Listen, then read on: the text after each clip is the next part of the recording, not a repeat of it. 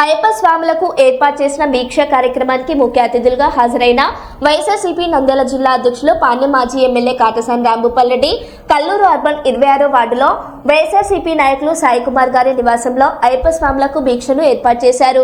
వారి ఆహ్వానం మేరకు పూజా కార్యక్రమంలో పాల్గొని ప్రత్యేక పూజలు నిర్వహించి దీక్షను ప్రారంభించిన వైఎస్ఆర్సీపీ నంద్యాల జిల్లా అధ్యక్షులు పాణ్యం మాజీ ఎమ్మెల్యే కాటసాని రాంభూపాల్రెడ్డి గారు ఈ కార్యక్రమంలో వైఎస్ఆర్సీపీ కార్పొరేటర్లు పాల్గొన్నారు.